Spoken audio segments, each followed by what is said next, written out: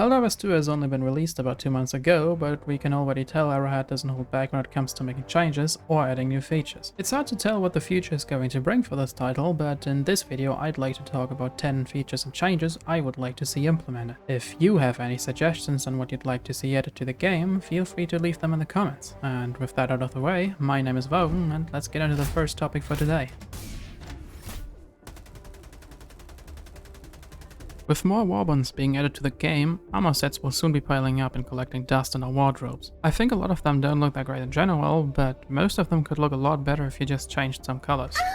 So a feature I'd love to see them add to the game would be a system that allows for us to change the colors. The free-to-play game Warframe has a very good system that lets you customize the colors of individual pieces, allowing for very creative combinations. I don't think variations of sets like we have for the very first set make for a good alternative. While I appreciate their existence, those don't even touch the set's colors, and even if they did, let's be honest, no one knows better what color combinations you like than you yourself. To give you guys an example of what that could look like, I changed the colors of one of my favorite sets in Photoshop. This is just a rough look at it, since I only changed colors and not materials, but this is enough to get an idea. Now, in case you're worried this would lead into everyone running around in pink outfits, ruining your idea of immersion, Warframe uses different palettes that limit players to certain colors. Now, they actually have included pretty much every color known to mankind at this point, but that doesn't mean Helldivers can't do it differently.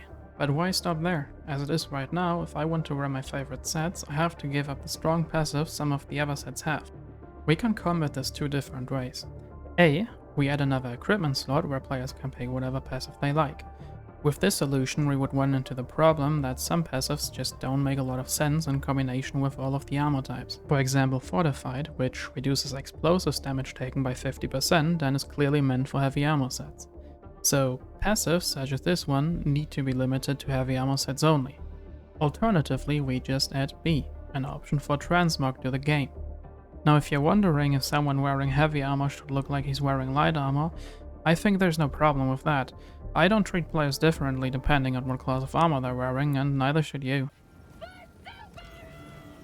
Leveling up in this game doesn't reward you outside of unlocking new stratagems and granting access to new titles. I think it would be amazing if we could see some rewards added to level milestones. And earlier I talked about the idea of adding color palettes to change the look of your armor. How about if we unlock these different palettes as we level up? For example, if you reach the level cap, you unlock a palette filled with different golden tones. They could also give you a whole new armor set, but they would need to be careful with armor and guns, as if they tie the strongest equipment to a specific level, the game is going to become a grindfest for new players. Level up rewards are a way to keep players interested in leveling up even after unlocking all the stratagems, and as someone who is already over level 50 with everything unlocked, I'd be super excited for some cosmetic rewards.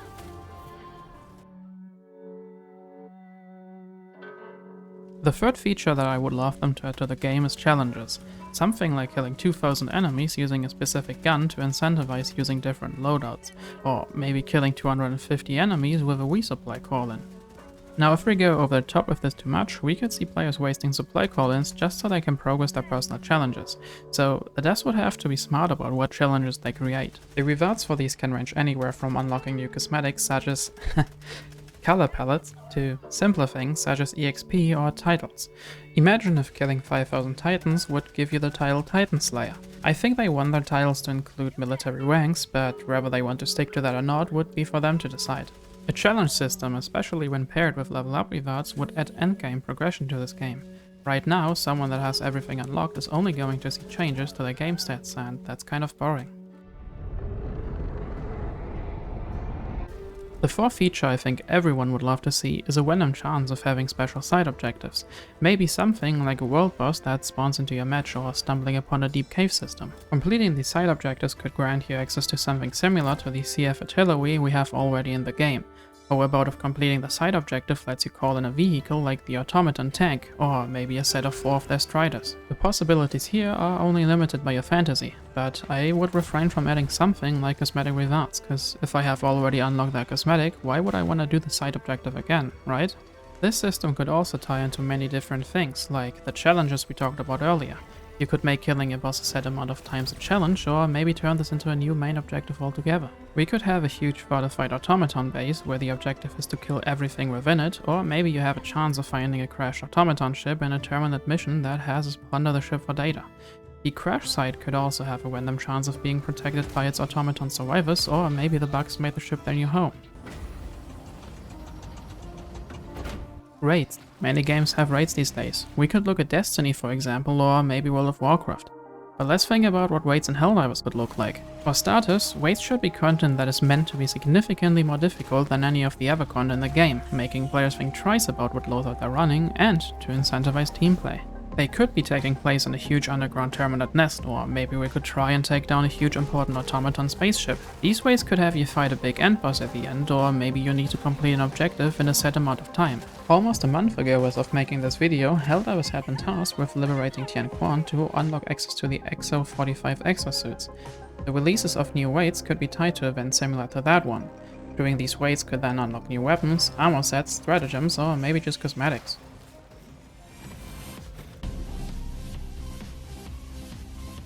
First person. The game allows you to switch to first person, but only while you're aiming your gun. Coincidentally, there have been bugs that broke your camera, making you unable to leave first person altogether, even while not aiming down sights. While somewhat game breaking in the moment, this gives us a great look at what first person could look like, and to be honest, it looks like it could work really well. First person would be completely optional, and if you prefer third person, this is not going to appeal to you. But I know for a fact there are many players like myself out there that would love the implementation of it. Maybe this would cause a lot of issues with the game, and maybe that's the exact reason we don't have access to it as is. But I sure as hell think this would be amazing as a feature to have in the future.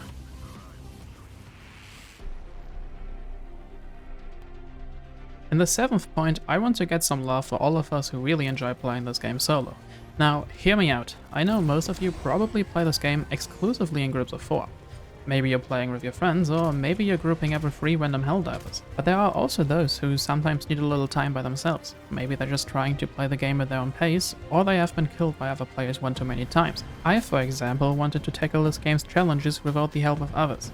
Either way, I think playing this game solo is a whole different experience that should not be frowned upon. Now for the changes I want them to make, it's actually a lot. First of all, the game always treats you as if you were playing in a group of 4, even when completely alone. One example would be the bonus that you get for escaping with all 4 players. If you're by yourself, you will never be able to get that bonus. It's almost as if you're being punished for playing alone. The obvious solution is to change this to reflect percentile of Helldivers extracted. If you're the only Helldiver in the lobby, successfully extracting means 100% of Helldivers have been extracted, granting you the maximum reward for that objective. Then there are doors in the game that need 2 players to unlock. These are really frustrating to stumble upon when you're by yourself and should definitely be looked into by super officials. I have no doubt they can order the creation of some kind of device that helps us open them, and that all by yourselves. But on a more serious note, some of the objectives are scripted in a way that makes playing them by yourself, depending on the objective, almost impossible to complete. Take civilian extraction missions for example. Enemy spawns here are tied to you spawning in more civilians, and no matter how many players there are in the lobby, is going to feel like you're facing the same amount of enemies 4 players would. These are far from the only aspects that would have to be looked into, but since this video isn't about playing solo, I think we should move on to the next point.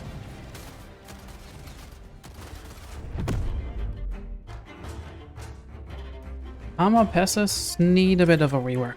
There are 8 unique passes as of writing the script, and there are probably a couple more finished ones waiting to be released in future content. That said, I think they need to rework them as soon as they can. Right now, only 3 of the passives are really worth running. 1, Democracy Protects, which gives you a 50% chance to not die when taking lethal damage, and also nullifies bleeding damage if your chest hemorrhages. 2nd, Engineering Kit, which gives you 2 extra grenades and reduces your recoil by 30% while you're crouching and while being prone. And 3rd, my personal favorite, Medkit, which gives you 2 extra stims, as well as extending the stim's effect duration by 2 seconds. Now compare these 3 passives to the Electrical Conduit passive that grants 95% resistance against arc damage, a damage type that can currently only be dealt to you by other players, and then the cherry on top is that all 3 cutting edge sets have that passive. It's obvious that the idea here isn't to min-max every aspect of the game, but at the end of the day, 2 stims are 2 stims. I don't know how else to put this. And I'm not even trying to say that every passive needs to be some kind of top-of-the-shelf meta material. Some of them could just be fun to have, but as is, most of them barely make a difference, and because of that, I would really like to see them make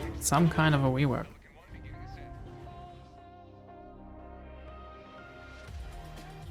Modifiers are meant to add a new gameplay aspect to the higher difficulty levels of this game.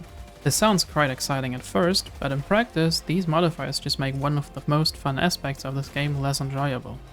Calling in stratagems has to be one of this game's most exciting features. Unfortunately, modifiers vary from taking one whole slot away from you to making orbitals land anywhere but where you called them in. So much so that if this modifier is active, you're better off bringing no orbital strikes at all. There are already a lot of videos and threads online discussing how unfun these are. I think this has to be one of the most problematic features of this game and needs to be looked into. I don't want to go much more into details than that, but personally I think they should focus more on weather events instead. Not all of the current ones are particularly fun to play with either. For example, meteor storms have a chance of randomly killing you, making them frustrating even if they are very nice to look at. Firestorms, on the other hand, are amazing. They look extremely good and usually don't randomly land on your head.